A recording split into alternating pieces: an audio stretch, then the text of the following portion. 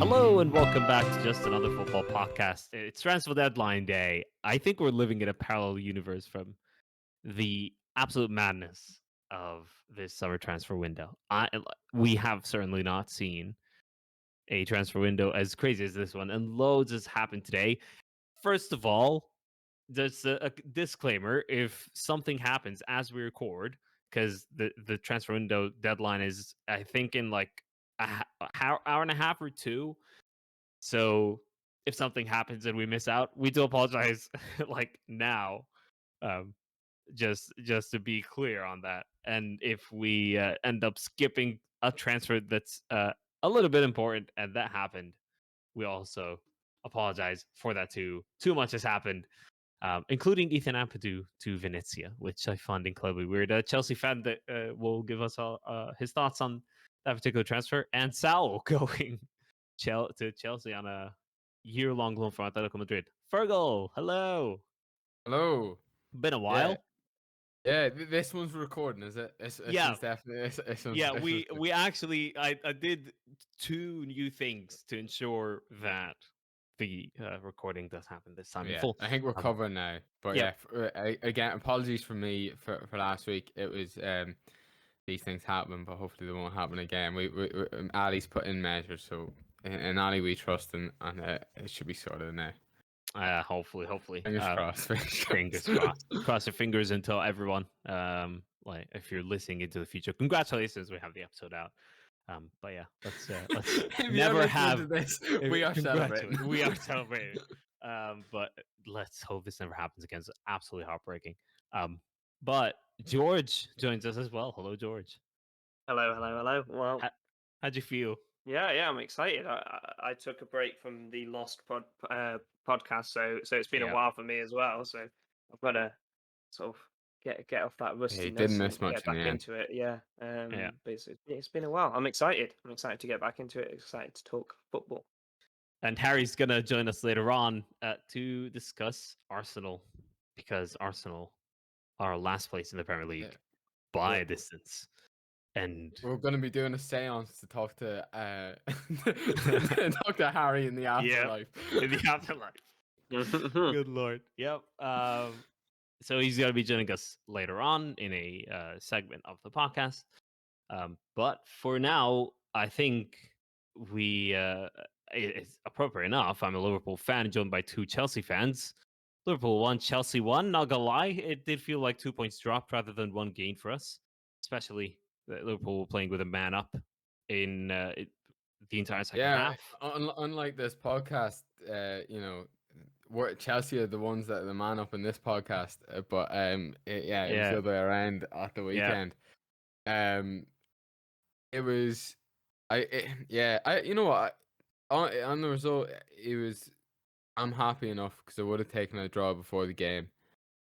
However, the start of the game, it was quite end to end, and I thought Liverpool were there to be got at, and Chelsea were as well to an extent. But because we took the lead, it's a real shame that it didn't off happening, and we couldn't make the most of it. Because I would have taken the draw before, but after the first half, before the sending off, I thought we would go on to win it. So it's a shame in that regard. But on a whole, I'm happy with the result. George? Yeah, I think on reflection, like splitting the game into two, which I think is probably the best way to do it. To be honest, a draw is fair on both sides. I think it was very cagey for the first 40 minutes. Chelsea got a goal from a corner, not undeserved, but not entirely dominant or deserved. So I think had it been 0-0 at half time, I think it would have been a fair reflection of the game. Do you think so? Yeah, I think so. I think we were a little bit better in terms of our chances, but I don't think we it wasn't clear. I think it was I don't think there was one team where you're like these are definitely winning this game. I don't think it wasn't like it wasn't overrun, but I don't think it was cagey in that. I felt like there was a couple of chances for both sides. Mason Mount missed a great chance to really test the keeper, and I've got there's these images I have in our notes of like Chelsea got in behind 2 or 3 times and had like 3-on-3 and just didn't pick out the right pass. Ended up not having an actual shot on goal or chance. But Chelsea were looking dangerous and just one pass away from getting in on a 1-on-1 basically. And I thought Liverpool were dangerous coming the other way as well. I thought the first half was really entertaining, really tense. But Yeah, that's what I meant by cagey. I was not cagey, but yeah, tense. I felt a lot of. It was just I was very nervous. Could go throughout either the whole way. thing. Yeah, that's what I meant. So in the sense of it deserved to be a draw by half time, as in neither side were outstanding, but both sides were sort of testing each other to the point where they were just pushing each other. Not that no one created any clear cut chances, in my opinion. No, but maybe the chances that led up to the handball and the penalty, that arguably is a clear cut chance.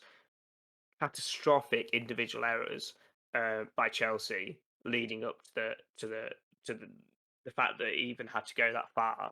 Mendy a couple of times absolutely bottled clearing it, and I don't know whether it was just communication between the defenders and the goalkeeper, but that needs to be sorted out. It I thought I happens. would put more blame on Alonso. Like he headed Yeah, out of his there was a headed out of his couple of arms. Like clearances. Yeah, there was a couple of clearances, but Mendy should have claimed the ball when it went up in the air, and he should have caught it at one point, in my opinion. Loads of opportunities to have got the to ball deal with it. away. Yeah. On Alonso, the Harvey Elliott selection was entirely interesting. I don't think anyone thought that Harvey Elliott would start for us.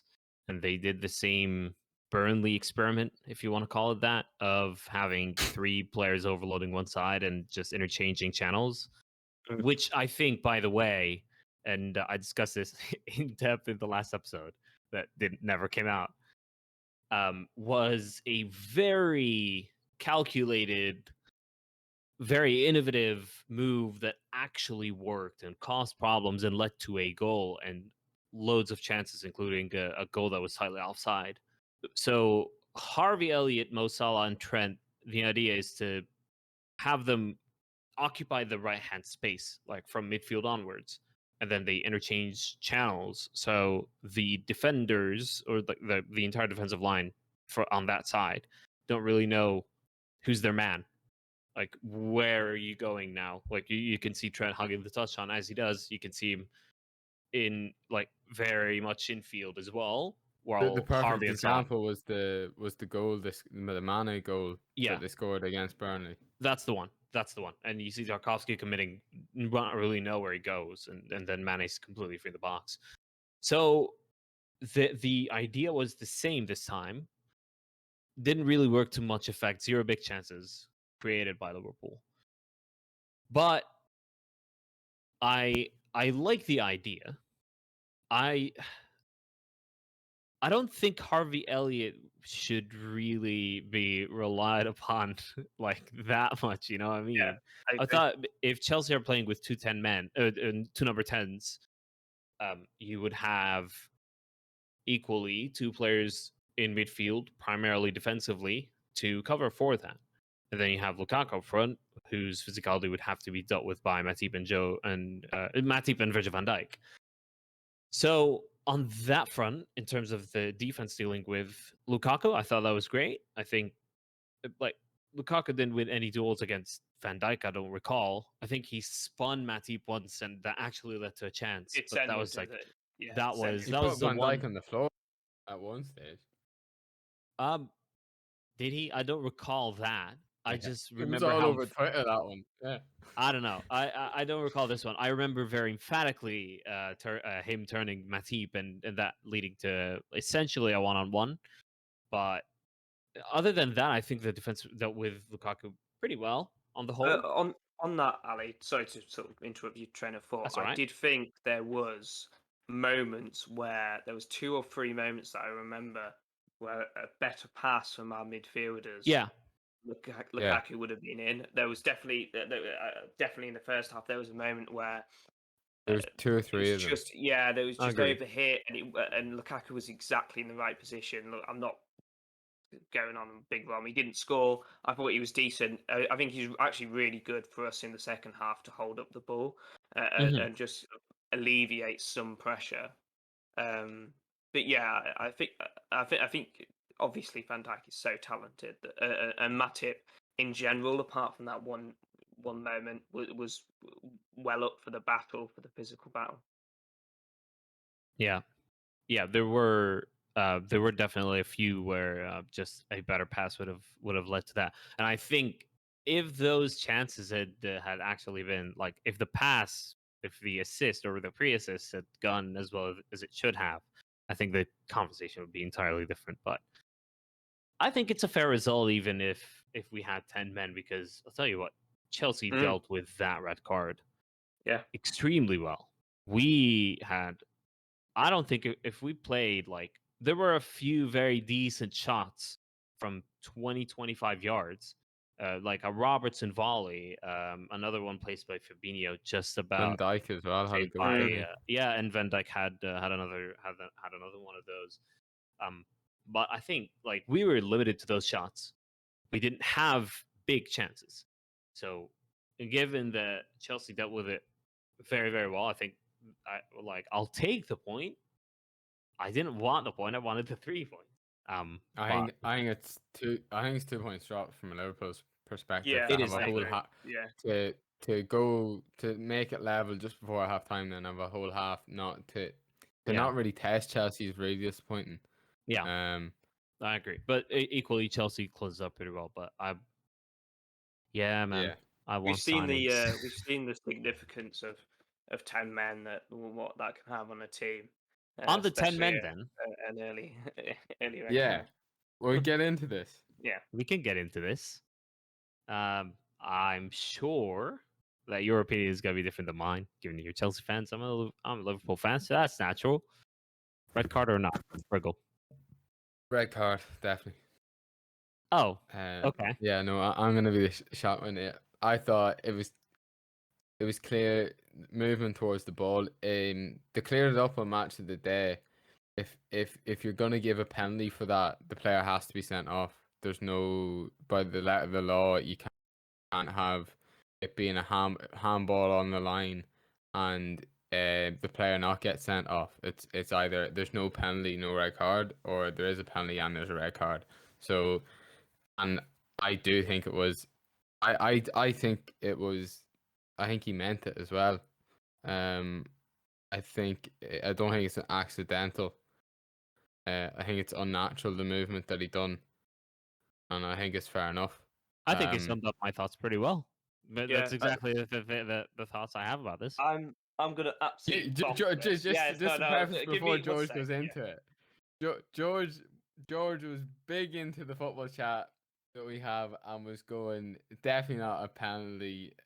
Oh no, you end up being on the edge of a penalty, am I right? But you were like, it's definitely not right. He did not mean it one bit.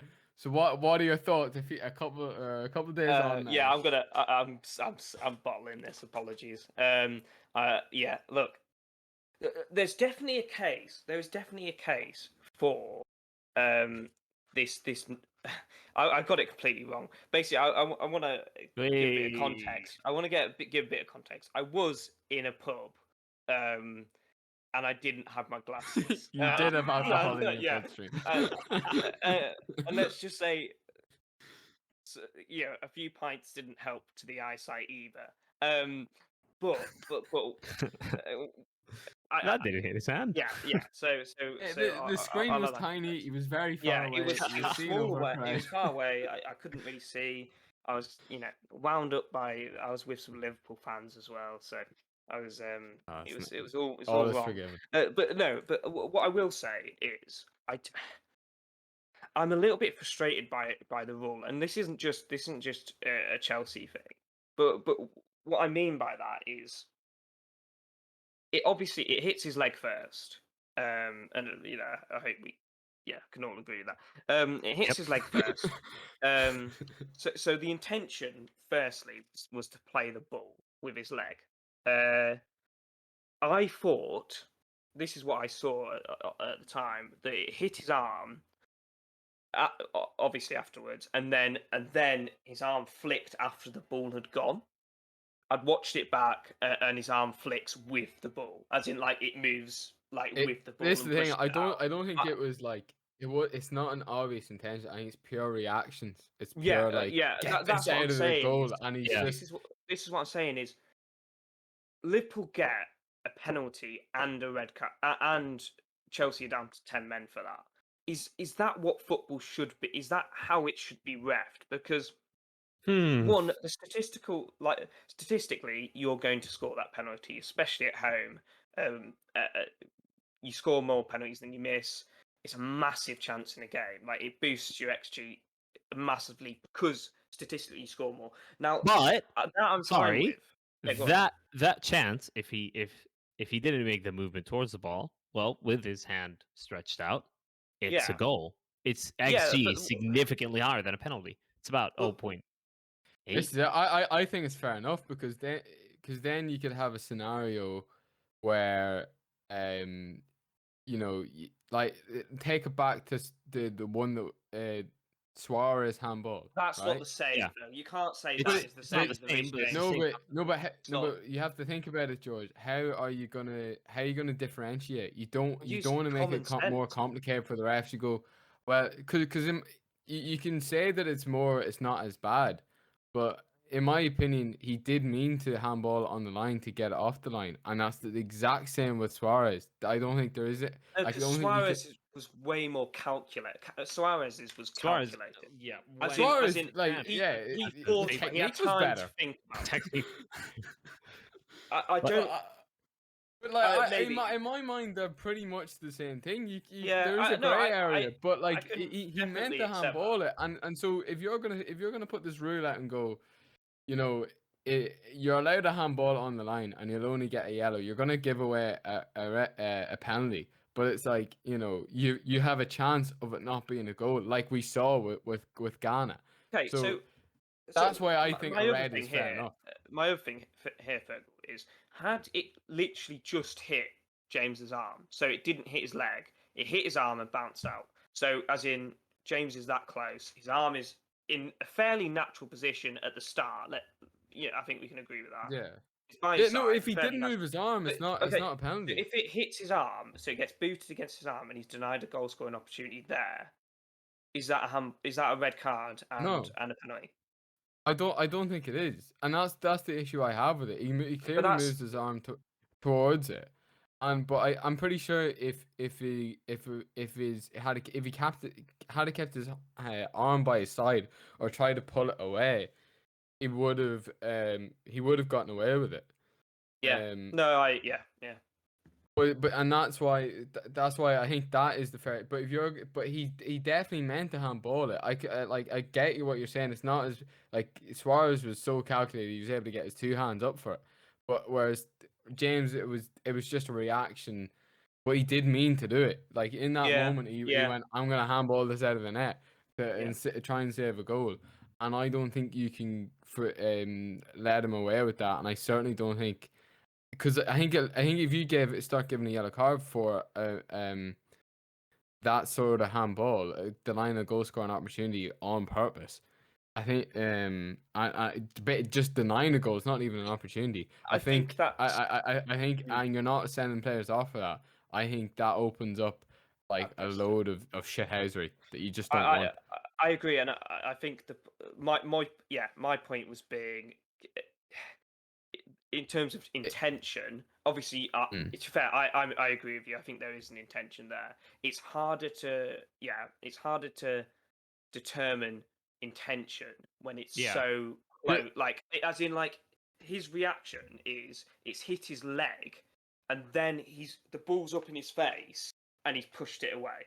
So, like, there's milliseconds there. There's not even I agree with you. It's a penalty. It's a red card.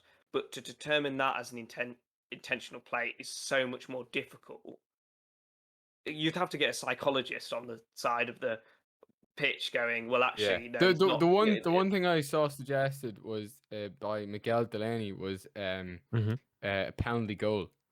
So a goal is just awarded, even though it A didn't goal- go in the See, net. I don't mind Oh, that. Wait, that's a nice so suggestion. it's At for least. these exact And a scenarios. yellow If someone, card. it's And a going yellow it's card. going in on Mm. a yellow card, yeah. Okay, goal and Because then you yellow rather get than given the penalty and goal. red. Yeah. Okay, that's a nice But then suggestion. that goes down a whole nother thing of, do you It didn't should a actually end goal up in the back of the it didn't net. actually happen and all this here, but it's Yeah, given in other sports. Yeah. yeah. It's Yeah. let's see. Okay, on Chelsea, we were watching this game. Saul Niguez was at Atletico Madrid. Didn't seem like he's going anywhere. Earlier in the window, he's linked with, guess what, Liverpool, and now he has ended up at Chelsea. The podcast is going to come out when Saul is probably announced as a Chelsea player for the year on loan from Atletico Madrid. More on Atletico Madrid later on, because Barcelona are finished. But anyway, Sal to Chelsea. I know both of you have a particular affinity to the idea of playing youngsters. We discussed Trevor Shalba, for example, in a previous episode after game week 1 when he scored that goal against Crystal Palace. Jules Koundé hasn't ended up at Chelsea despite all the rumors for about a week, which Yeah, gives him a little apparently bit more game time. But Saul, what does that do to the others? And what are your general thoughts on how he will fit in at Chelsea? But from what I've only found out recently, because I don't watch much Spanish football, but pretty much all Premier League. But from what I've read is that he's an option for wing back as well. He is Um, right wing back. and he's from what I know of him, like he could bit of an all rounder as well.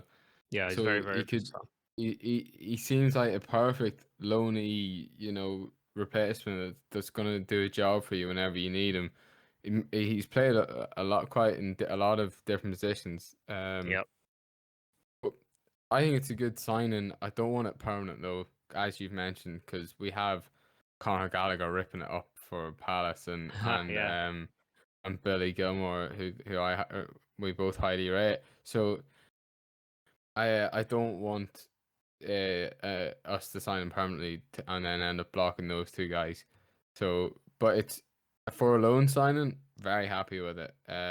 Just to add that bit of depth. I don't know what's happening with Loftus Cheek, and I haven't heard anything about a move for him.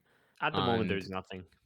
And Ampadu, who would have been the other option for cover, has gone, as we said at the top of the show. So, yeah, happy enough. And I think it'd be good for Chelsea. I don't think there's anything. I don't think he's a game changer. I think he'll be a great second choice option or a fourth choice option. George, would you put him in your starting 11? No, he doesn't go anywhere near my starting 11. This I is the agree. thing, like, it's not a bad signing per se. Like, he's clearly a good player, a quality player, but this isn't the Sal of 2 years ago or was it 3 years ago where he He's dribbled had his past injury problems. where he dribbled past the Bayern team. What a Yeah. goal that was in the Champions League. This isn't the same guy. I've spoken to Michael, who he's been on the pod a few times. As, La Liga, Spanish analytics, and we'll probably Athletic get him in fan the as well. future. Yeah, an Athletic fan. And he's a bit gutted because he knows he's a great player, but he said to me, "This guy's not the same guy that you think he is. He's not. He's not world class." And what I'm a little bit not. To be fair, I'm not concerned about because it is a loan. It's just he doesn't go in over Kante, obviously. He doesn't go in over Jorginho, which is our two midfield options.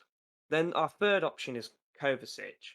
And to be honest, to me, they seem like very similar players. So, and it's half a dozen, six and half a dozen, which one of those two starts as the third choice, which I imagine it'll have to be Sal because he wouldn't have moved to play, the fourth choice. Do you think so? Centre mid. And because neither of them are particularly great at getting assists and goals, really. I mean, Sal's a No. little bit better than Kovacic. And then after that, I'm thinking, right, who else have we got? Ruben Loftus-Cheek at centre mid. Mhm. We've just loaned out Ampadu, but both of them would have been adequate options if I'm honest, a fourth choice option. Yeah. Then beyond that, if he plays right wing back, then I assume James goes into right centre back, but we've got an infinite number of right centre backs anyway. And then who misses out on the second choice right wing back? Well, another youngster, Callum Hudson-Odoi. So I just I've don't. been surprised Do with you know with a what? I lot of. just don't know. Yeah, sorry, Fergal. I just don't know if we need him. He's not a bad signing. He's a great player. I want us to That's sell. interesting you say because I agree with you, but I don't know if you've noticed, but the amount of Chelsea fans on Twitter pining for an a Kunde We don't need or anyone. another option at centre mid, No. and like really desperate for another one, No. and like our squad lacks depth if we don't get these guys sort of thing.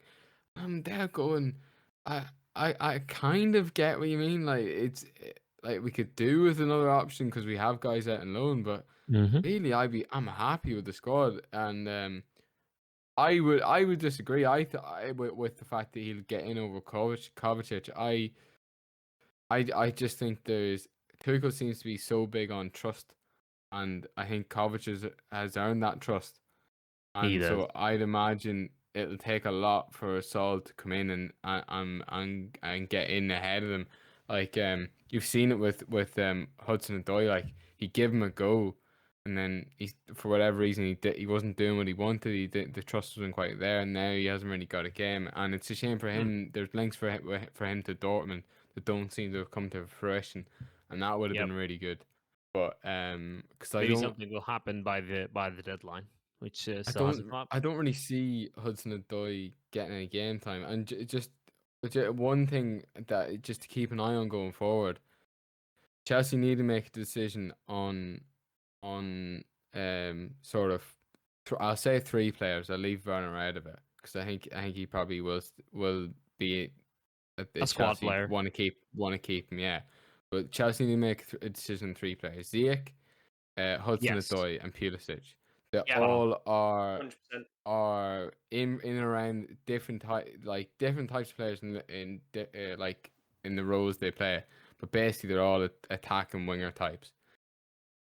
And Ziyech had his injuries, questionable whether he's fully suited to the Premier League, all the rest of it. Pulisic, great when he's in form, but it looks like injuries are going to be a thing.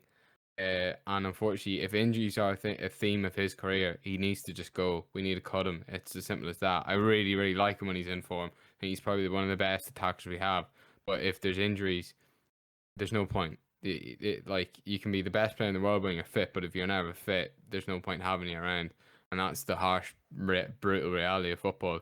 And then there's Hudson-Odoi, who's probably the worst out of the three of them, but has all the potential, and arguably maybe isn't even the worst. But it's given him the game time. So for those three players, a decision needs to be made. I think to probably sell two of them. And out of all of them, I'm now looking at Hudson-Odoi going, he should be one given the game time, but I don't think it will be, and I think he'll be sold on next summer. I'm surprised we turned down the bids we did this summer, given that we sold some other academy youngsters and we're quite strong in that position. But anyway, The natural transition would be to go and talk about Liverpool signings, which I think this is really Konate, interesting. yeah. Actually, Reece Williams out on loan. Chelsea and Liverpool are the out on loan. exact. Chelsea and Liverpool are the exact opposite problems. Chelsea have too many players and too many signings. We have too few players, yeah.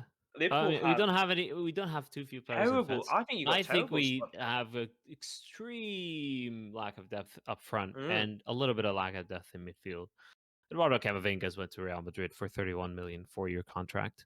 31 million. That is peanuts nowadays. Just go get Camavinga, complete midfielder, completely fits your profile, pressing wise, talent on the ball, I going feel forward, like if these had been being big box in to on him, box. he would have went. He would have 100%. Because it seemed to be nobody was in for him, and then Madrid went, "Oh, we could do with the transfer. Go on." Go on then. And Especially I after feel when if you Mbappe's had there. done your business early at the start of the winning goal, really went, we want you to be our player. I feel like you could have got him really easily, and it's Yeah. surprising. It's a little bit frustrating. We'll see how the squad pans out, though. The fact Maybe he just didn't seem RVLE to in be linked when midfield you were in. has. I don't know why. He's perfect. He's the perfect Liverpool profile. Apparently, the Red Sox, who are obviously owned by FSG as Yeah. well, do have similar squad depth issues. So that's an interesting aspect of it in terms of how much FSG are willing to invest into the teams they There own. can't be a lack of money in terms of actual Liverpool No. Football Club. There cannot No, be I a yeah, lack I of reject money in this the notion bank. as well. There's no way, unless they've been creaming money out of Liverpool for years and years and years, without anyone Ah, noticing. yeah. Every club in the Premier League pretty much has a budget of 100 million in the transfer window. Yeah, And at every least. club in the Premier League has made signings. Even Burnley bought Maxwell Cornet. Yeah. Even And Burnley Nathan Collins. and Nathan Collins. Yeah. Nathan Collins. But speaking of Burnley, and we'll get to Arsenal later, I promise. Burnley won. Leeds won. Fergal had a thought about the Cornet transfer announcement. Yeah, sorry. Thanks for reminding me. I have forgotten about that. Yeah, I just remembered now, and I said Cornet. It was the most naff, like just hastily put together thing ever. Yeah, I like he was.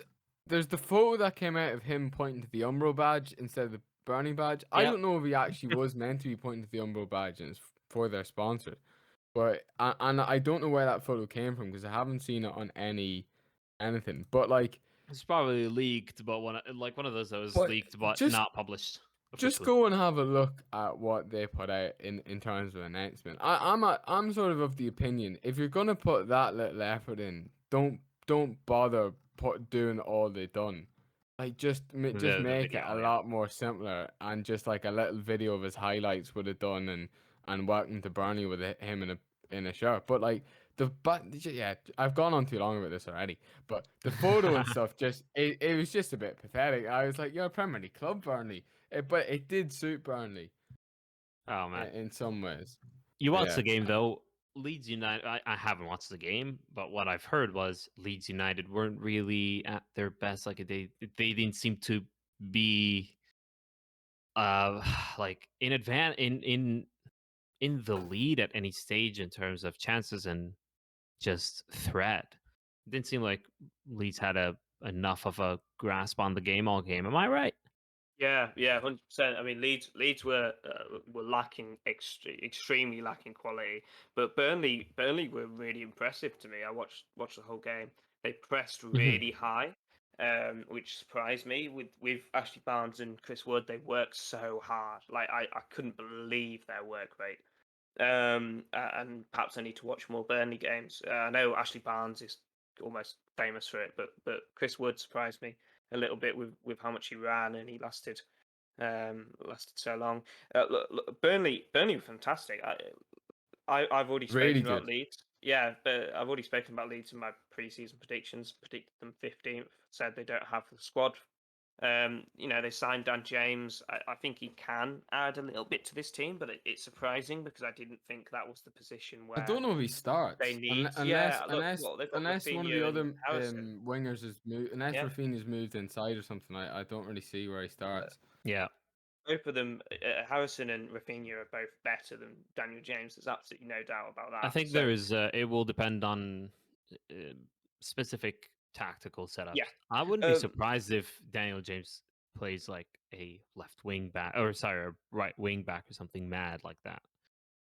Just to go up and down. Right, he doesn't get tired. He's just really quick, and we'll put a ball into the box. So under and Bielsa, he is something. He's someone Leeds have wanted for 2.5 years. Obviously, it's a pretty famous story.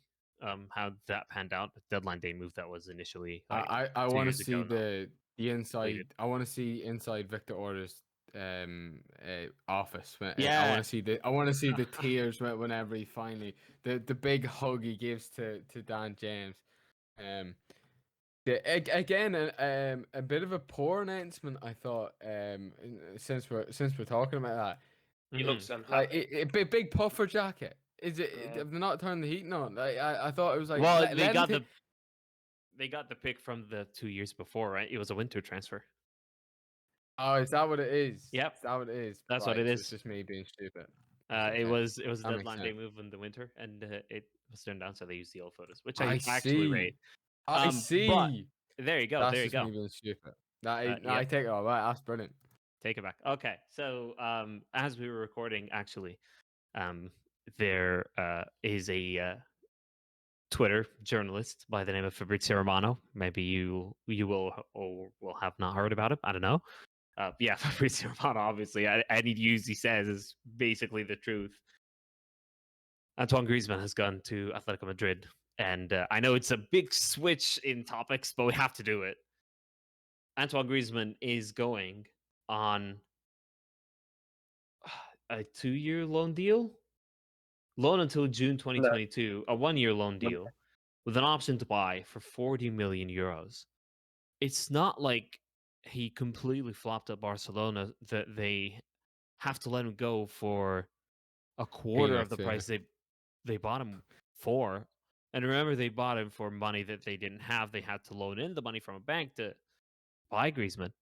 And now he's back at Atletico Madrid for essentially, relatively, nothing for a loan initially with the option.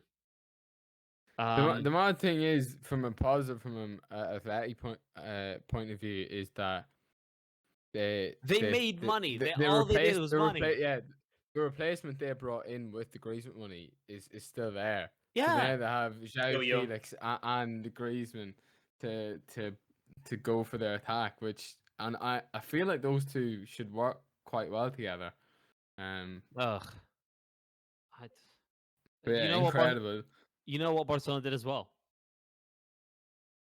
Luke de Jong from Sevilla. Yep, that's right. The former And you know Newcastle what? United forward. The Griezmann deal definitely funded the Luke de Jong deal, which Oh, must have. At least you're offloading his 800,000 euro a week wages. Luke de Jong is going to Barcelona. Luke de Jong, fair play to him for the career him and Braithwaite, incredible what they've done with their career. You know, It's fair incredible play that to 'em. Barcelona bought it, Fergal. It's Luke de Jong. How old is Luke de Jong? I'm literally googling that right now. Luke, he must be at least 33. Yeah, He's 31. Okay, fine. 31. 31. No resale value whatsoever. Just a tall center forward that wins headers. And that's it. What's the thinking there? What's the thinking there? The front three, the starting front three is Depay, Luke de Jong, and Braithwaite. And that's Barcelona. That's just a summing up of how they've been running the last 3 years. In other news, Arsenal news actually, and that's been tweeted as we recorded as well. Alex Runnerson leaves Arsenal to join OH Leuven on loan with a buy We option. don't need to cover that. Bloody hell. Oh Yeah, yeah, no, but Arsenal the fans more don't important even know bit, who he is. the more important bit, Arsenal are working on Tomiyasu paperwork and outgoings like Bellerin to Real Betis. No Awar or new signings. I don't know what working on Tomiyasu paperwork means when there are no Awar or new signings, but that's what Fabrizio Romano put out. Maybe Tomiyasu is going to Arsenal, but Bellerin is definitely going to Real Betis. So it looks like they might be replacing Bellerin with Tomiyasu. So we'll see tomorrow. Oh, no, Bye. that's a done deal. Tomiyasu's going to Arsenal? Done deal. Okay. All right. Good. Tomiyasu is going to Arsenal. And now I'm pretty sure. you're pretty sure? It's done deal. We'll see like between now and jumping to the future to talk to Harry about Arsenal. We'll get his reaction to the summer for Arsenal in general, and particularly Tomiyasu and Hector Bellerin. And then I'm less cover. sure about that the more I look it up, but I'm pretty. I watched the stream earlier with Romano's stream, and he seemed fairly confident about it. So Okay. blame Romano if that doesn't happen. If it doesn't happen, play Romano. But for now, we are going to jump ahead to the future. Talk to Harry about Arsenal, who are currently last place in the Premier League after a 5-0 humiliation against Man City, including a controversial, at least, red card. So we're gonna go talk to Harry, and we'll be back. We're in the future, and we're talking to Harry Nickel for the first time since the 2-0 defeat against Brentford in the opening night. Well, since then, Arsenal have lost 2 more, including a 5-0 against Man City. They're bottom of the table, Tottenham are top. And Harry Nickel hasn't been here for the last 2 episodes. So, Harry, first of all, how are you? Like Well, tell me about you. you, Let me you, know you, you're doing all right. you've just explained my absence there when you've described the league table. Well, I mean, as you can imagine, mate, it's not the best I've been feeling about my football club. I've got to be honest with you. Yep. It's been a rough start, kind of a predictably rough start, to be honest. I think if you go back to the podcast we recorded after Brentford, I sort of said that I expected to lose the next 2 games, and indeed we have. I suppose what concerns me, and I've sort of seen the opinion online, is like, I think individually you can rationalise all of the defeats. So the Brentford one, while it was like chaotic, obviously, there was a lot going on before that game with all the COVID cases, and the preparation was really, it wasn't ideal. And then you sort of throw into that newly promoted team back in the top flight for the first time in like 70 years, fans back in the ground under the lights. Like, I'm not excusing it, but you can see why it happened. Yeah. Then you go to the Chelsea game. Chelsea, as we've seen so far, probably the most well-structured team in the league. Very, very difficult to play against. Lukaku's first game, he's going to cause a lot of defenders problems. Again, I'm not surprised we lost that game. And then you go on to Man City, and maybe we can get into it a little bit, but like, again, while Mikel Arteta got a lot of things wrong on the day, you can see why we lost that game again. They're a much better team than us. If you actually look at the personnel that were on the pitch, like, you'd fully expect them to beat us, maybe beat us heavily. I suppose what I'm trying to say is, like, as I said, you can rationalize all those defeats individually. The kind of issue I have is they've all come back to back, and I've not seen any sort of reaction from the team, and I've not seen anything in those games to make it difficult for the opposition to beat us. It's all been too predictable. We've just been swept aside. And while there's no shame in that, teams will lose to Man City and Chelsea this season. And as much as we might not like to admit it, they aren't our rivals at the moment. I just think it concerns me a little bit that it was just so easy, the manner of the defeats. I'm very concerned, mate. Very concerned. So let's talk tactically about the Chelsea game.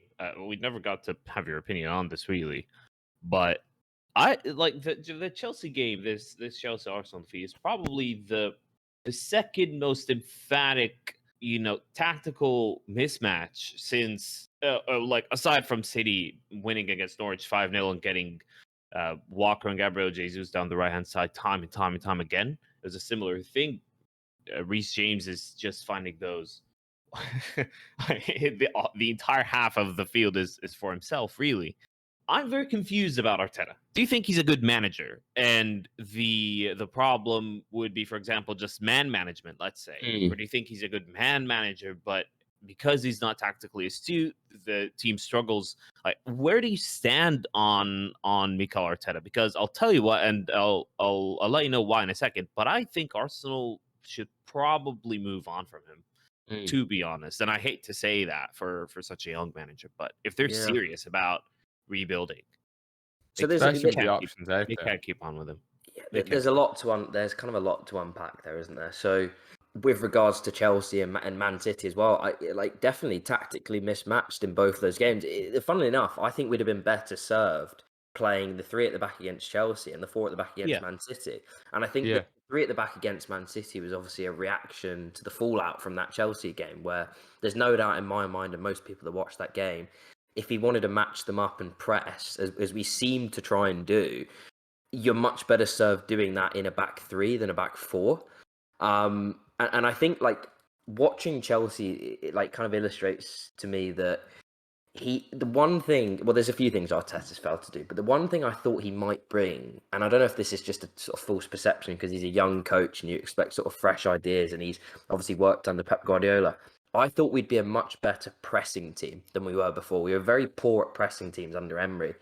And looking at that Chelsea game and the Man City game, tactically, if you want me to unpack it, we're very poor at pressing. So what ends up happening is one person presses the ball and the rest just watch them press. And when you watch Chelsea press, because I think they're the best team at doing it in the league at the moment, they don't just press the man, they press the spaces. There's no half spaces for the ball to be played into and people to receive it. And so they suffocate teams. It's very difficult. Chelsea will also set traps as well. Like definitely, it's really complex at times, and that shows the level of the coaches. 100%. They know that it's exactly that. It's traps. When the ball gets played into those areas, they can just snap onto opponents. They want them to do it because they believe that it's kind of weighing up. Like, yes, they could play through you, but when they don't play through you, you'll nick the ball and you'll be in transition and be able to create chances from it.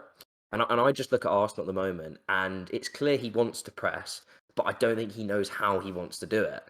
Hold on. I do think Arsenal haven't had really the rub of the green like that. Xhaka. We haven't.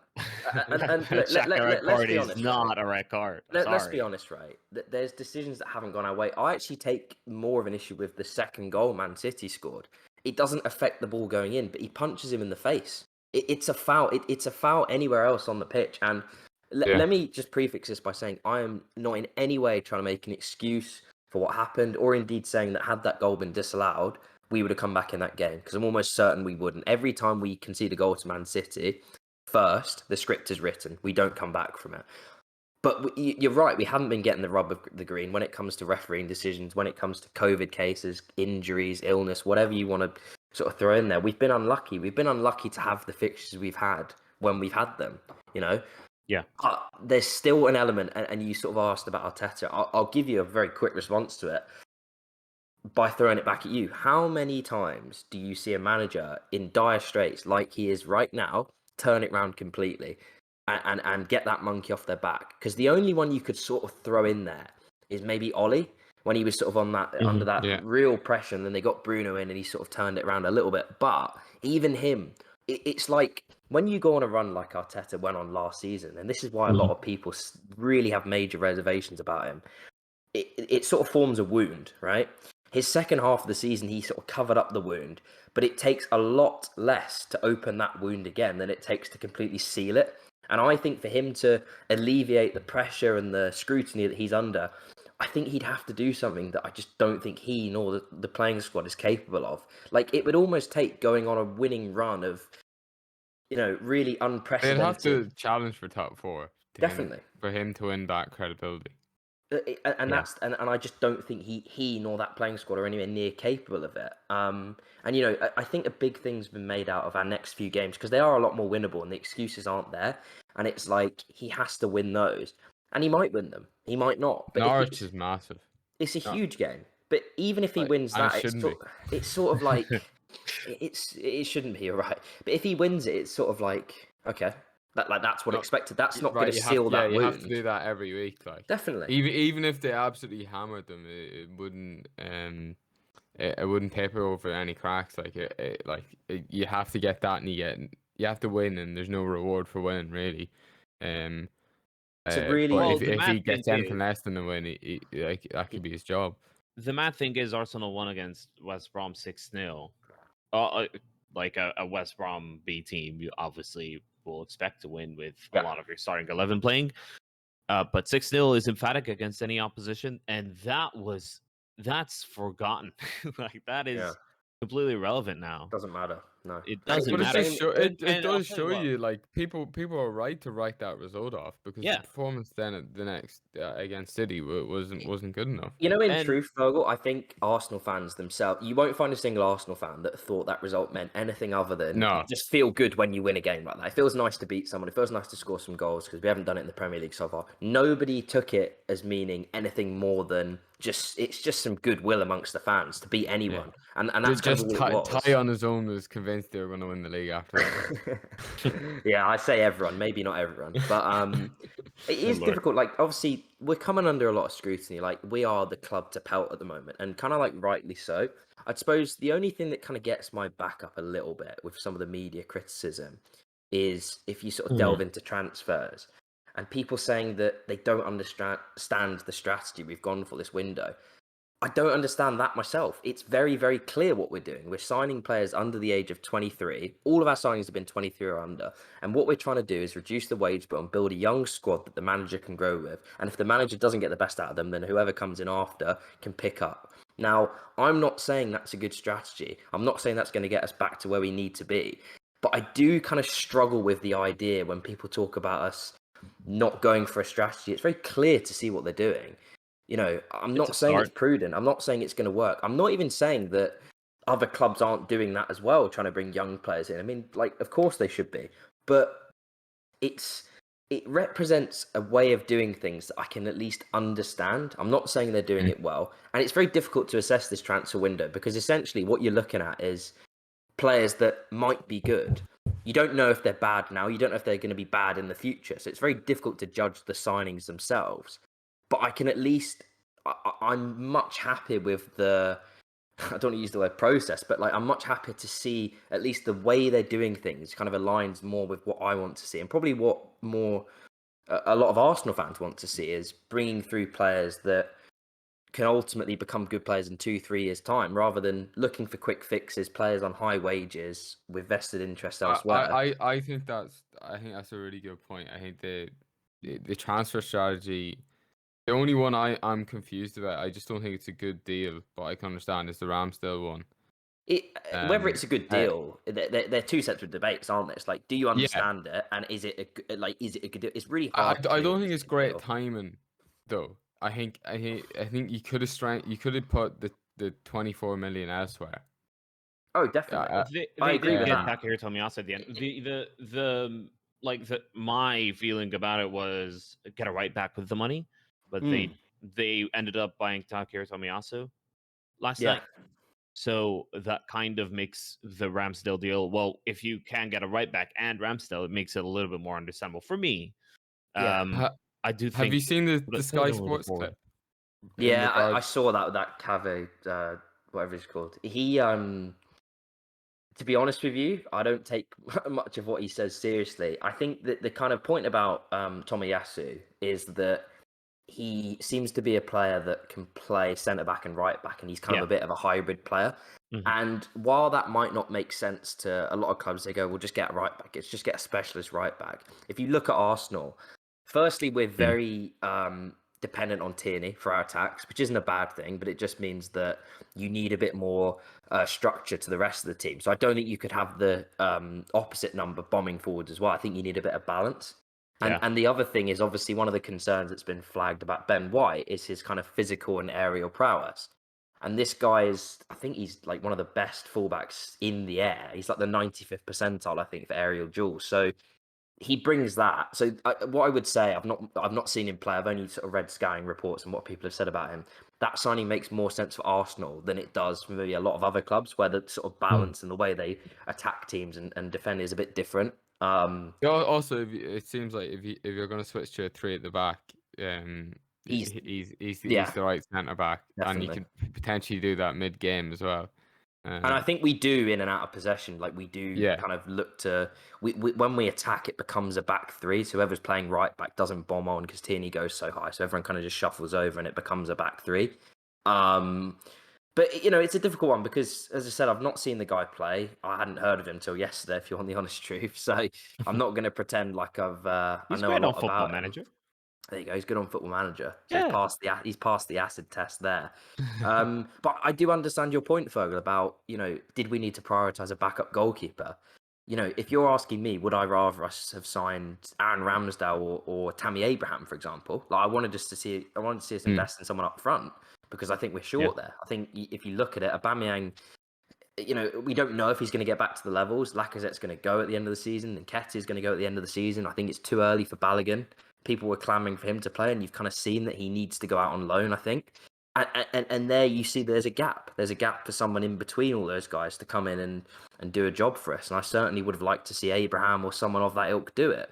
The thing, I don't want to hammer the Ramsdale point. The thing about it for me was, I don't even feel like it's the right strategy. So you want to sign a young goalkeeper, fair enough.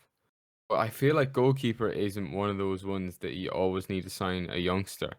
I think it's rare that you can sign a youngster goalkeeper and they're good enough. I don't really see the point of bringing in someone that's going to challenge Leno if he's not even considered better than him straight away. I don't know if that's necessarily challenging, and it's like as you've said before that it's long term. But I don't think goalkeepers. I think if you're signing a goalkeeper for the amount of money they spent, he needs to come in. And the only time I'd consider signing a youngster to then pay up is if your first choice goalkeeper is world class and they're retiring soon or something like that. Like Petr at the end of his career with Thibaut Courtois. That's the Yeah. only thing I think of what that fits. Leno is suspect. Like I feel like there's a lot of goalkeepers better than him. And it's Well, like that's just why why they probably bought Aaron Ramsdale because Part of they it's can't afford to stylistic. get a better goalkeeper than Leno Chelsea for bought Mendy for as 20 expensive. million. Yeah, I think part Yeah, of it with Leno, actually, you're right. part of it with Leno's stylistic though. So if you actually watch us play, and I have a big problem with it because we like to play out from the back, He's also but then English.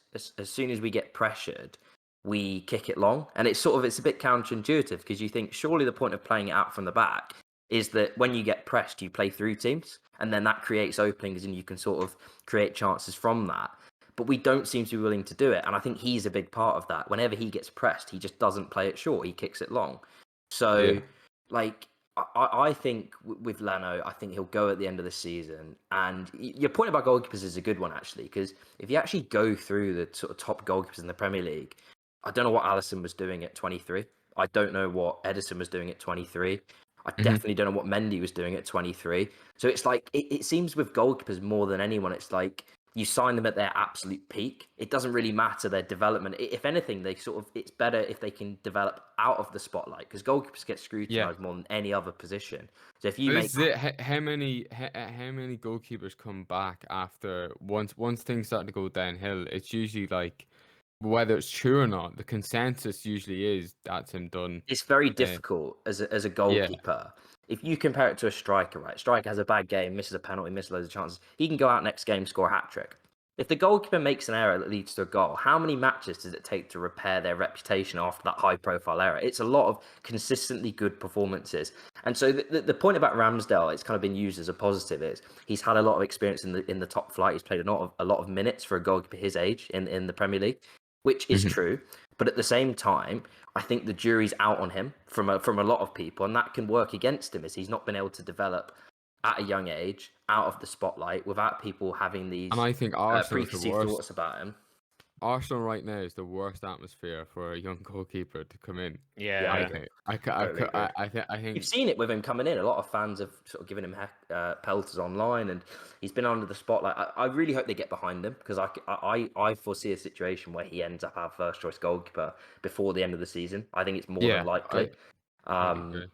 And I really want him to come good. But like I agree with you. Of the 6 signings we've made, that and maybe the price we've paid for Ben White, they're the sort of 2 things you look at and you think It's not terrible though. Like I think it was a case of just paying the premium for Englishman. for an Englishman in both cases. And I people were hyping up Ben White whenever he's at Leeds, and people were ready to pay 50 million if he went to Liverpool. And I don't think people would have batted an eyelid. But the fact he went to Arsenal, I think it does turn into banter then. I don't think the price for Ben White is only because of Varane that it got made into a big thing. it got made into a big thing, but there's different situations. Do you know what the thing is? Do you know what the thing is, guys? Sorry, just before we move on, is Mm-hmm. I would much prefer the scrutiny over our signings to be whether we've paid too much or whether we've gone with the right young players, rather than should we be giving Willian 250 grand a week? Should we be giving Cedric a 4-year deal? Should we be extending David Luiz on another 200 grand a week? They're mistakes that I think a lot of fan base, Aubameyang 350, they're mistakes a lot of fans, they really resent those. Whereas I think when you go for younger players and there's that acceptance that, you might not get your value straight away, but first, there's resale value in them, and for a club like Arsenal, that does matter. It matters that their value won't completely diminish. And secondly, if they're younger and their development is still ongoing, I think you're more prepared to sort of accept the rough with this move. Whereas when you get players that are supposed to come in and hit the ground running, and you're sort of, it's the first year that matters, in their performance, and after that, it sort of might drop off. Mhm. There's a lot more scrutiny on it. You've seen it with some of the players we've brought in. They haven't worked straight away, and they're not getting any better. Whereas with these guys, I think I prefer to make mistakes of this manner, if they are mistakes. This transfer window for me, sorry, Ellie, it feels like an acceptance of where Arsenal are and and the path they need to go on. It feels like they finally went right. There's no quick fix to get us No back shortcuts to where we Yeah, were. spot on. Definitely. Yeah, that was 100%. essentially what I was going to say. Great minds. Great minds. That's why we work so well together on a podcast. And yeah, it's definitely a change in strategy. But I'll tell you what, if Arsenal are going to do better than the lowest possession in Premier League history since records began in 2003 with 19% against Man City. Is that true? Yeah. God, I didn't know that. Yes. 9% Manchester City had 81%. Total shots for Man City 25. Total shots for Arsenal 1. Yeah. Total shots on target Man City 10. Total shots for on target for 0. Arsenal Yeah. 0. He's just rubbing it in. I'm just like laying it out there.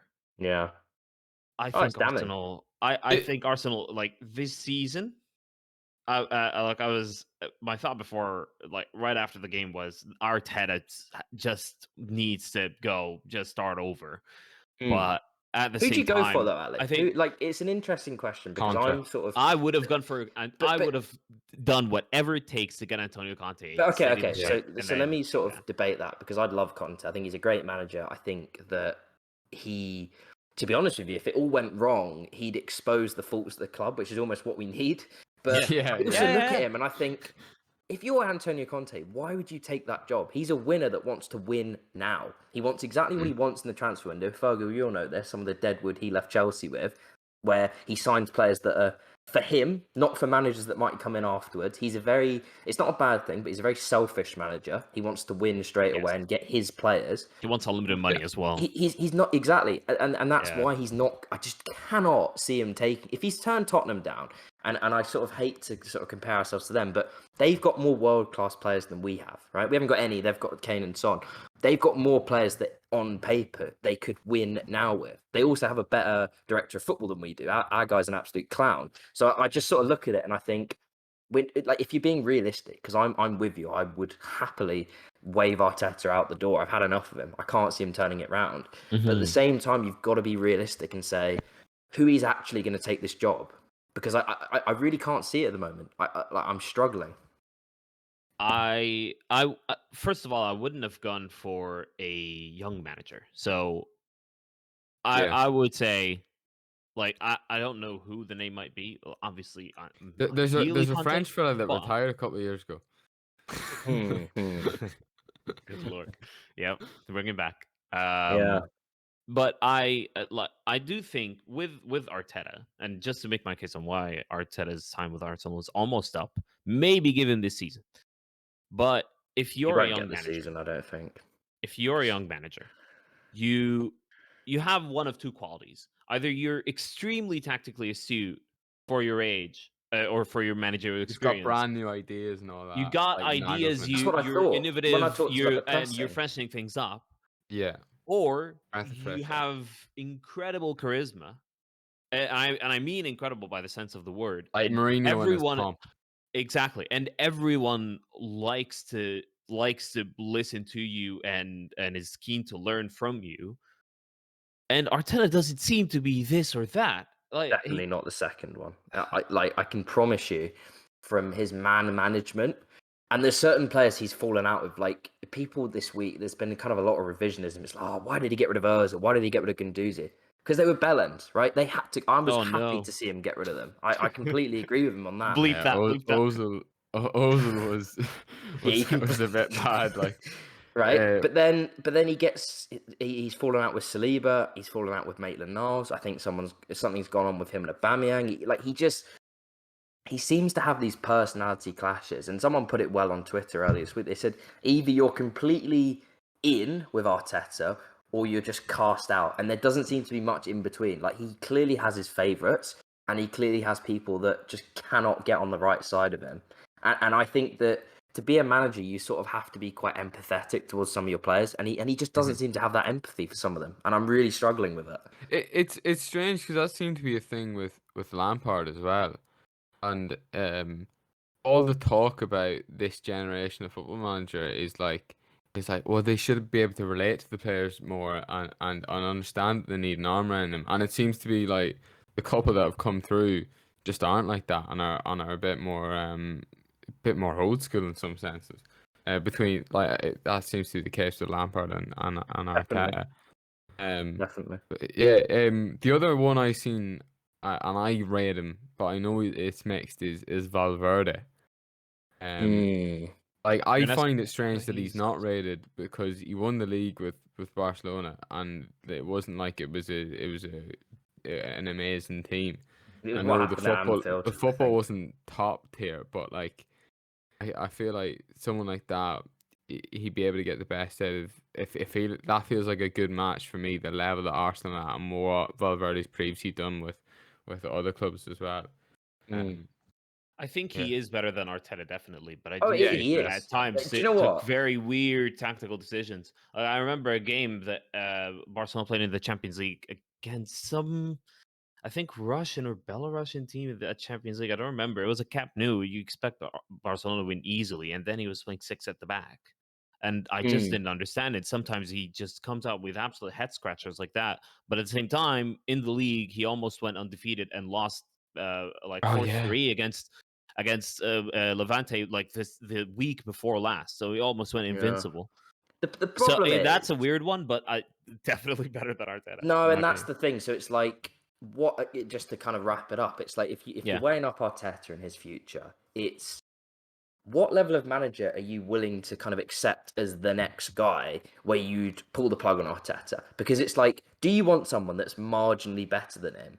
Or is there a certain like threshold it has to surpass where you go, yeah, this is the level of manager we have to get and Arteta has to go now? Like, it's like when Chelsea got rid of Lampard. I think it was very well timed. Like Tuchel was on the market. They thought he'd be good enough to come in and manage them straight away. And that's exactly what's happened. And it's like, do Arsenal want to do that? Is that manager going to be available? Would they take it? Or are they just going to go, do you know what? This isn't working.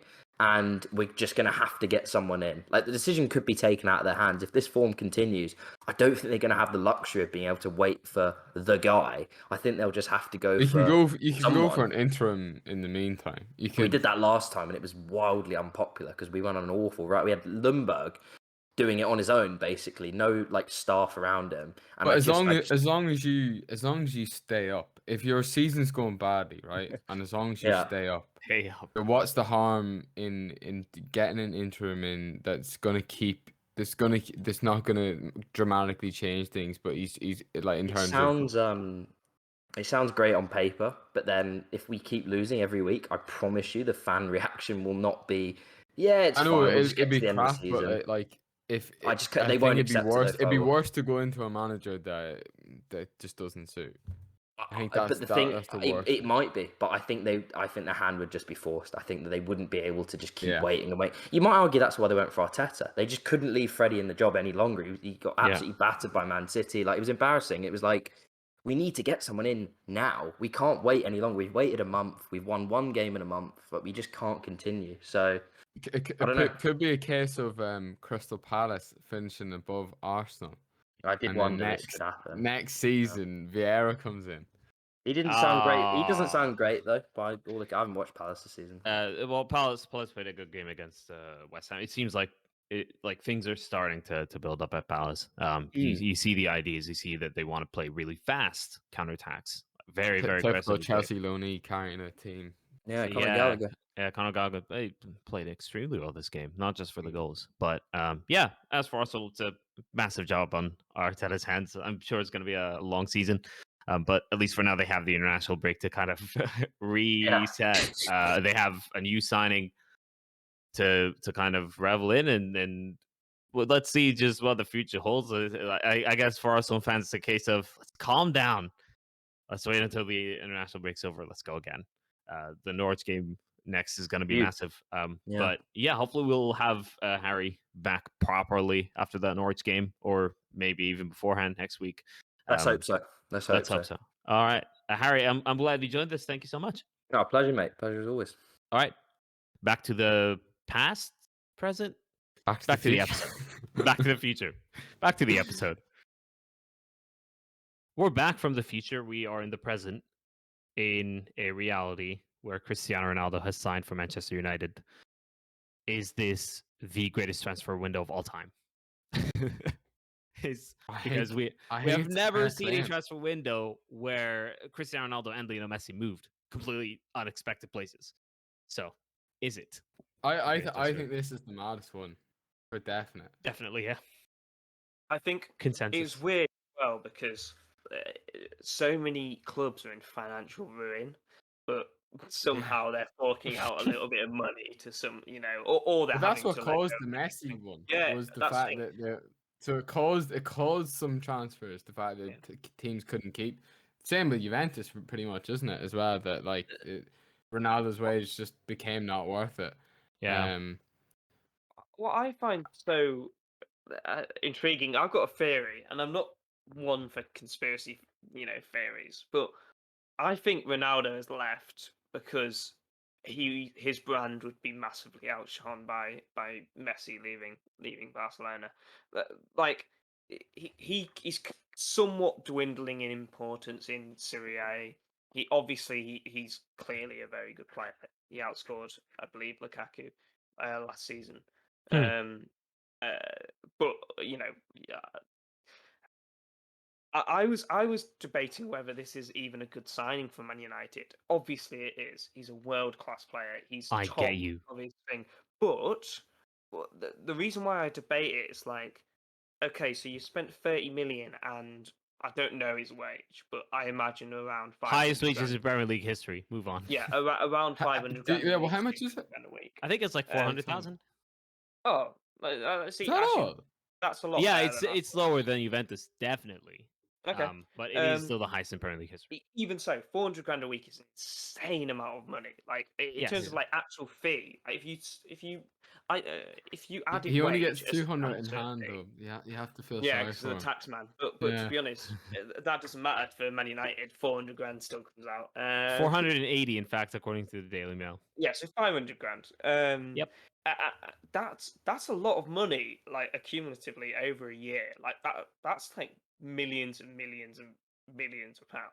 31 million Great euros over maths, 2 George. years. He's That's a lot 36. of money. He's 36. Is he the same Ronaldo as 3 years ago? No, No. obviously not. But I suppose if anyone is going to is going to carry on and be absolutely elite into his 40s and 50s, is going to be This Cristiano is yeah. Ronaldo. metabolic course, age. yeah. He's probably still 12. Yeah, Isn't he's that still the stat? Yeah, he's still waiting to hit puberty as Ronaldo. yeah.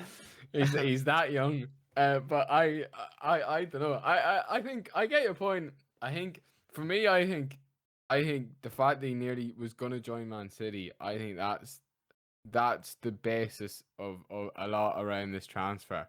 And Man City have sort of come out and go, no, we were never actually gonna sign him. We didn't want him anyway. But I think it kind of is worth it because of that.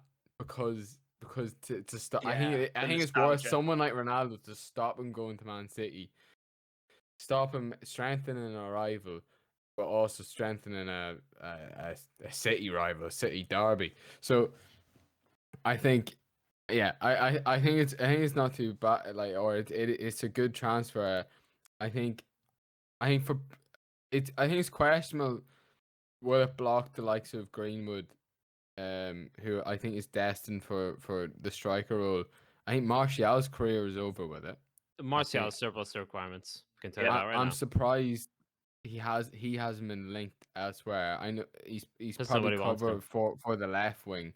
I suppose Dan James went, and he's the one that's went out the door. So maybe Martial's all right for the left spot. But I do feel like they're overcrowded now. And Martial, I think, will probably go in a year's time, if not in January. Yeah. But Cavani, Greenwood, Ronaldo are the three. Cavani was meant to be rotating a bit more this year anyway. Yeah. And then I feel like Ronaldo will be actually good for Greenwood. I think a player that good to train with him, Yeah. a legend of the game. someone with such a good professional attitude towards the game. I think that must be good to be around a player like that, even if Yeah. he is going to take minutes away from you. Greenwood's young enough that, like, if he gets a decent amount of game times this year, he'll be fine. And I have a feeling Ronaldo might be getting to the stage where he might be happy enough getting rested and for big game, as long as he's probably playing the big games. I think Ronaldo would be happy. And we saw that with him at Real Madrid, didn't he? He would take the first half of the season off at times. So There was that's the what it felt season like that to me. was But actually 4 or 5 seasons ago by this point, 16, Yeah. 17 or 17, 18, where he was rotated. He was managed around quite a lot, and that actually was then one he of the came reasons big in why the they were Champions so League. dominant in one La Liga. It's the Mm. same season where Messi scored the last minute winner at the Bernabeu, but it ended up not mattering much. They won the league, and then they won the Champions League as well, and it was a lot of it down to Ronaldo's management, like Ronaldo's game management and fitness management. So It was we may see unbelievable. something. We may see something like that. Yeah, we may see a scenario where it's just another Saturday lunchtime game, and he's just rested. The only Which thing for I would. the I only would thing appreciate. for Man United I'd be worried about is Ronaldo's next game is against Ireland, and you know he's coming up against Duffy. It could be a career ender, and I don't mean like he's going to get injured. I mean Duffy might dominate him so much that he might just retire on the spot. Yeah. So that would man. be the only thing playing on my mind if I was a United fan. Yeah. I'd I imagine. do. I actually, I've been thinking about this now, actually, and Fergal brought a really good point up with Man City, him nearly going to Man City. This isn't a bad transfer in any way possible. The nostalgia of someone It costs like a lot, Ronaldo, but I don't think that's the issue yeah, for United. the nostalgia. If they've got the money, the thing is, yeah, I'm always skeptical now of big wages because I think they hurt clubs more than big transfer fees. If you're And you've tied seen it, down yeah, long term, like yeah. I don't know. I'm just really I'm always a little bit skeptical about them. And Man United's wages are extremely high for a number of players. It's not just Ronaldo. But having said that, I don't know why Ronaldo has such legendary status at Man United. He didn't really. Why? What do you mean you don't know What are why? you talking about, George? What You're are Look, talking come waffle. on. that is All of what? most of his career achievements have come at Real Madrid. His, Like, let's the He let's- won start his of his first career Ballon achievements, he was d'Or the at best United. player in the Yeah. world at Man United. That's one? why Real Madrid bought him. 1 year, yeah, okay. What? Maybe. What do you But mean? he 1 left. year? He won the He Champions left League. and had What his a most. Champions League? No. Like, I get it. Scored but a goal in the final. he was good for 3 years, right, at Man United. He was really good for 3 years at Man United. No, he wasn't good for just 3 years. He was good from Before that, 2004 to he wasn't great. 2009. No, he wasn't great. He wasn't that good before that. He Well, was he's good. But developing. he wasn't. Oh, God. Okay, yeah, he was 17. Don't care. Right. Okay. Beyond that, right, he's more of a Real Madrid legend than he is a Man United legend. Why does that matter? Well, it matters I don't think because that's of true how. either. Yeah, but I don't understand why, Fergal. Like, I don't understand why. I think he's done more for Real Madrid, but I don't think in the pantheon of legendary Real Madrid players, I don't think What? he's He's I first. don't think he's He's I don't think he's top of higher the up Real on the Real Madrid Madrid list hierarchy. or as There's no- important to the history of Real Madrid than he is to the history of Man United. Yeah, but And I that don't might get be why he's that that might be a important to Man bold- United. He's the best player in the world and was for 1 year at Man United. He then won all of his rest of his Ballon d'Ors, am I right in thinking, at Real Madrid. Like, Man United set up a great player, one of the world's best, if not the world's best player, for another team. Like, they set him up for another team. What do like, you mean set him up for another? Do you think they wanted him to go? No, but that's They what I'm saying. want him I to mean, go. If Ronaldo had stayed at Man United for another 3-4 years winning Champions Leagues and Premier Leagues, I get that. But someone like Giggs, even Gary Neville should be more of a Man United legend than Cristiano Ronaldo. But I think they are. Either way, it doesn't matter. Because he is a legend. I don't care their mentality, whatever. Because he is a legend, it's a great signing, and he will do incredible things for those teams in the really big games. Look, it's a great signing, not just because of Ronaldo's obvious goal scoring potential.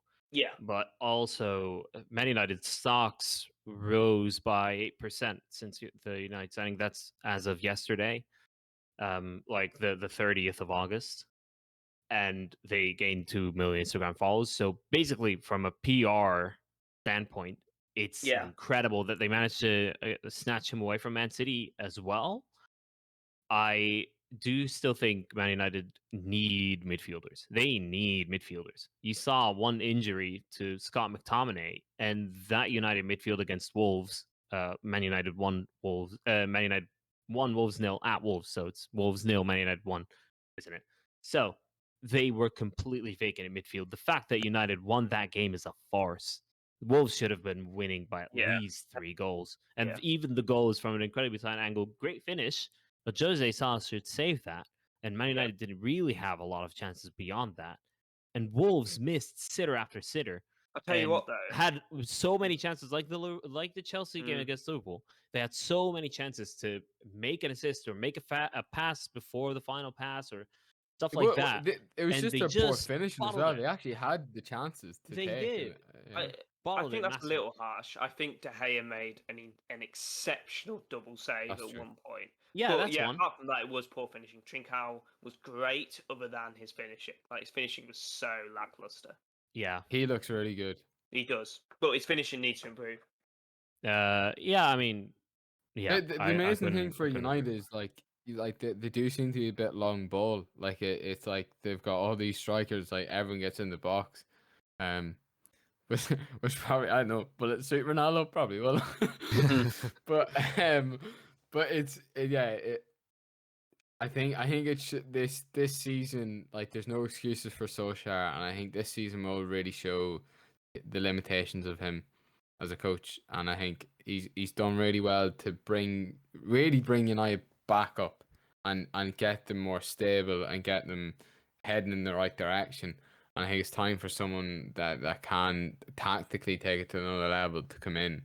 But I think it'll be understandable, and I think United fans will hold Solskjaer in a high regard, and I consider the job that he's done a very good job, because from what Mourinho left behind, it's definitely a better looking club. And then now even in the boardroom and stuff, you've got Darren Fletcher. He seems to be doing a pretty good job. Pretty good, yeah. Yeah. All things considered. So far, and yeah, so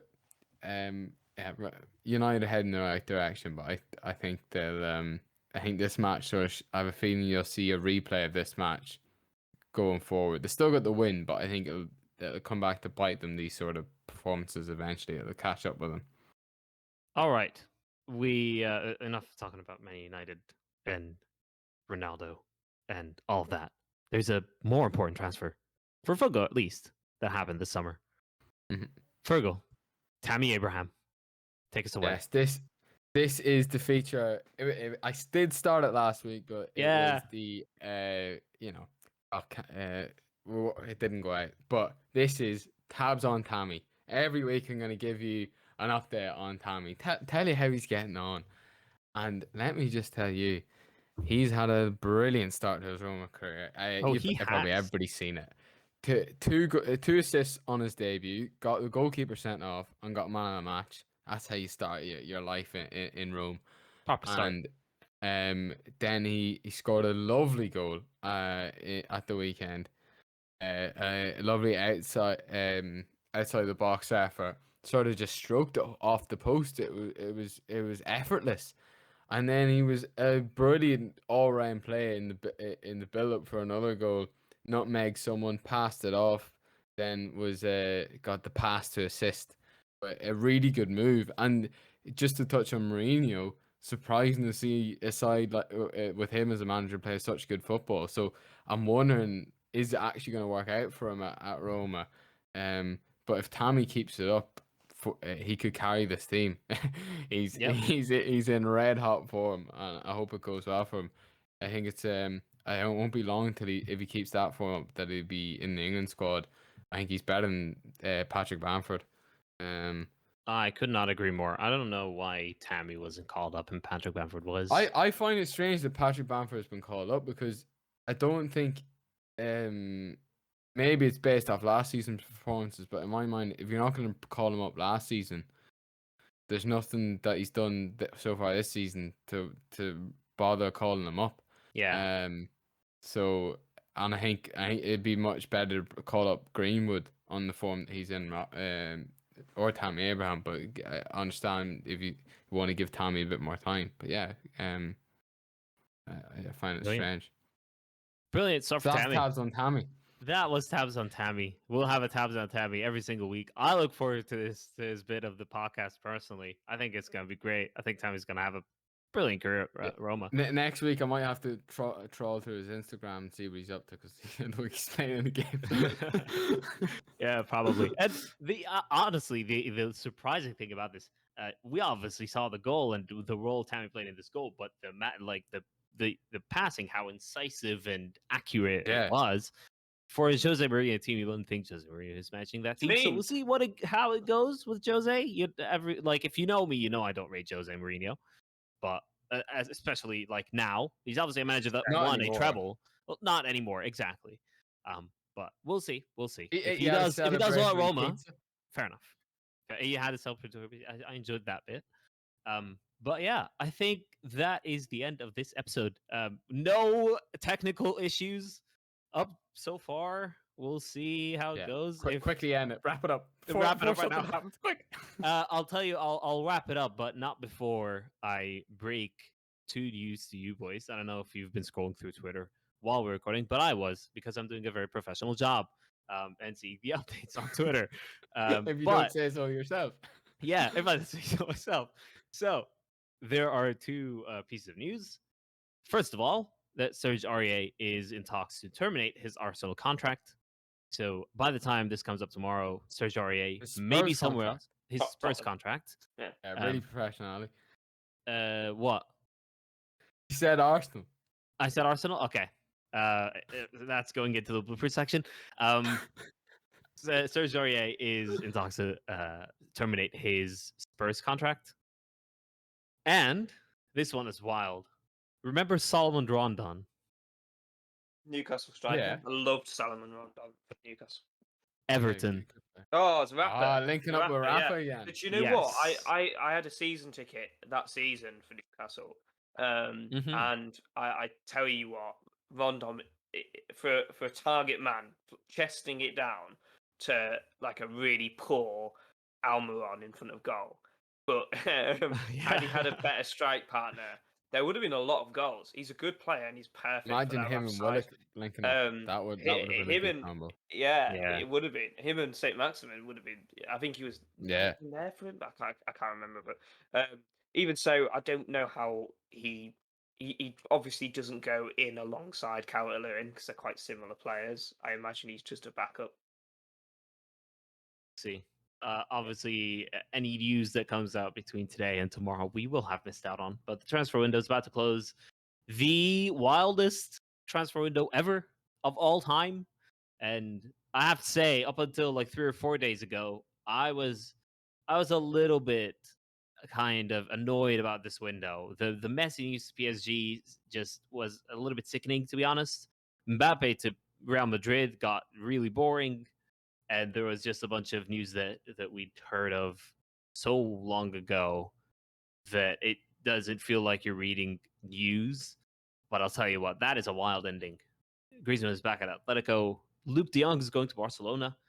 And I think Atletico Madrid win La Liga, to be honest. That just hit me. It's got to be between Atletico and Real Madrid. Barcelona are nowhere near winning this league title. We're going to be talking with Michael hopefully next week. Hopefully, yeah. So we'll find out on Atletico. I'd imagine he'll say they're going to win the league as well. That's hopefully the podcast next week. He says he's up for it. So we'll look forward to that one. We'll look forward to that one. Thank you, boys. I really enjoyed that one. Thanks, obviously, to Harry for being with us as well earlier on. In the future, all right, man. I haven't at this moment. I haven't talked to him, but as the episode comes out, I will have. So yeah, it's a new dynamic. That's how things work right now. Yeah, we're letting you behind the curtain. We could have hit all that, but we could. Yeah, we'll leave things there, and we will see you boys next week. Cheers.